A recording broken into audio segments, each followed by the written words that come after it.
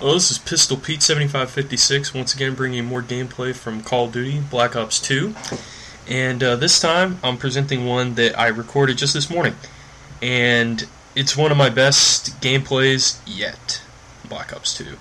It's an 80 plus gameplay, it's 82, and it's my highest, it's my best 80 plus kill gameplay in terms of least amount of deaths. I died 12 times in this one, so 82 and 12 with the PDW. And this was on Hardpoint on Nuketown during the double XP weekend, this past weekend, obviously. And this was on the Nuketown 24/7 playlist that everyone loves, and I don't know why Treyarch doesn't make it a permanent thing. Because I know when I play Chaos Mosh Pit, if it's not Nuketown, I back out of the lobby and rejoin until I find a game in Nuketown. So there you go. This one really speaks for itself. It starts out a bit slow.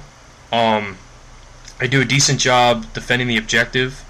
I use Hellstorm missiles, VSATs, and Warthog are my three score streaks. I normally use lightning strikes rather than the Hellstorm missiles, but if anyone had played the game recently will know that there is after the most recent patch on Saturday, January 26th, there is now an hilariously annoying glitch that makes it about a 50-50 shot that you'll actually be able to use the map to aim a lightning strike. And I know that David Vonderhaar is aware of this. I know that a lot of the Treyarch people are aware of this. So hoping they fix this very soon, hopefully within the next few days, so that it's not a continuing problem well into the season of the new map pack and the future ones to come, because that would be really disappointing, because I really like using that kill streak. And yeah, it's a disappointment that when you fix one thing, it messes something else up. It's very unfortunate, but that's one of the problems. That's one of the troubles with programming, is that sometimes when you do one thing, it affects something else. So this one, I'm really going to let my gameplay speak for itself. I'm not going to give some kind of opinion on anything. I'm not going to discuss what we're trying to, Fat Clan Goal. I'm not trying to discuss anything like that. I'm pretty much going to go talk about the gameplay in depth. I was using the Diamond PDW with the Silence Suppressor and the grip. I like using the grip. It's perfect. Suppressor obviously is great for if you want to sneak around, which I like to do a lot. I like to not be seen. I feel like I can get more kills that way. And I also like using grip, I believe, because it gives you a bit more accuracy. And I think with the suppressor, obviously reduces the range of the submachine gun. However, it doesn't. Having the grip on there makes it extremely accurate in those intermediate range firefights, which is at least my play style, I get in those a lot.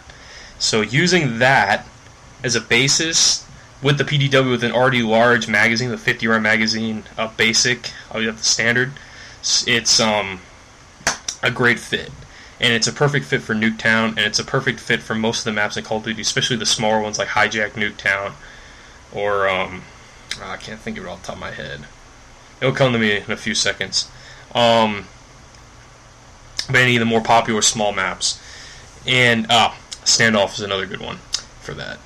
But yeah, it's a good strategy, and if you notice in this gameplay that some people would say what I'm doing is camping. I would not. I'm simply defending the objective on this one, and I move around a lot to get a lot of kills. I don't just hide in a corner. I spend a lot of time at the top of these stairs, because they keep pouring in through the front door of the building, the house. Why not sit there in an area where I can take them down without them being able to see me first? I don't see a problem with that. But yeah, this is a little bit more stationary than I normally play. But I felt that it was a good balance to obviously the game type I was playing, as well as kind of a good role to my teammates, who I may add were not much help at all. This was probably one of the worst teams I ever had as allies. These guys stunk. Plain and simple. And this was one of the last few games I played before which I just got a few minutes ago actually, to Prestige Master. So this is one of my last ones where I'm trying to grind out, and to be honest, at this point, I'd been playing Double XP Weekend for about 22 hours straight or so. Still haven't gone to bed yet as I'm recording this. So I'm probably, as soon as I hit the upload button and I get everything set up, I'm going to go take a nap. But I digress. So here, if you notice, like one thing I always tend to do when I have when I get close to my top kill streaks, especially when I'm using higher up ones like a Warthog, Attack Dogs, VTOL Warship, or Lone Star, the ones that are harder to get, I tend to get really nervous, anxious about making a mistake, and I get really defensive, where normally I tend to be very aggressive with my movements. In this case, if you notice here, I tend to get really aggressive. I'm like, I kind of sit in the bedroom, and I'm like, alright, come to me, and let's see what I can do here. And you know it's worked out decently in this gameplay, but other times it actually bites me in the ass near the end, where I make a mistake right near the end when I'm about to get possibly a third Warthog in this game, and I just get the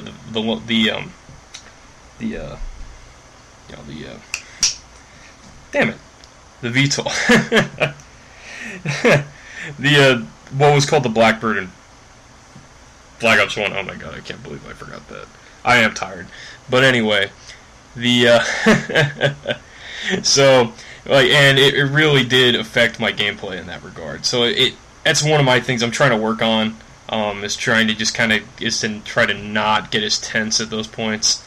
I found that the more I play, though, the better I am at that, because it's not like, oh man, I'm excited to get there. I'm like, hey, I expect to get this at least once, hopefully multiple times in a game, to get all three of the score streaks. Even if I'm using really high ones, I'd like to get, like, if I have a Warthog, I'm like, my goal is to get a Warthog at least once if I'm playing an objective game, which I usually play. I play mostly Domination, Demolition, and occasionally Hardpoint, like this one is. I really don't play a lot of Team Deathmatch, not very often. Occasionally, I was playing over when I was on a Christmas vacation, mostly for the fact that there were a lot of Christmas nudes playing Team Deathmatch, and I was able to get a couple decent gameplays off of that, where I got some pretty good KD ratios. But this was one that was, like a more standard fare objective, because I like the ability to, one, I think it adds an extra dimension to the game, playing an objective rather than just, obviously shooting each other, and two, it makes it easier for me at least to know where the enemy's going, because if you have an objective, you go, okay, these guys are going in this direction, so I can figure out, alright, where are they coming in? Like here, it's like, I know they're going inside this building, I know they're going back that way, so I can jump down as they're going inside and I flank them. Like, if they were playing Team Deathmatch, I wouldn't know they were necessarily going in that direction. They could be hiding in a corner for all I know. So it kind of makes it a little more difficult to get the jump on your opponents. And that's one of the things I really like about objective game modes. I'd also think that, it's a little more interesting, and you can get a lot more points playing this way, even though the games obviously take a bit longer. But, it's easier to do it that way. And the best thing about Hardpoint and Domination, the spawns switch, not very often, but they do. Especially in Domination, they don't switch super often, depending on how long each team controls one side of the map, either the A or C flag, or how often they exchange the B, or how often one team pushes way back into the other team's spawn area. Then the spawns will switch. But Demolition I like because you have a set spawn, and once again, here's why the Lightning Strike glitch is really annoying to me, because with the Lightning Strike on Nuketown, like I'm playing right here, I can take out almost an entire team just with a Lightning Strike, because I know exactly, okay, their guy's gonna spawn in these few areas in the backyard of each house. So it's really easy to tell, okay, they're gonna be here.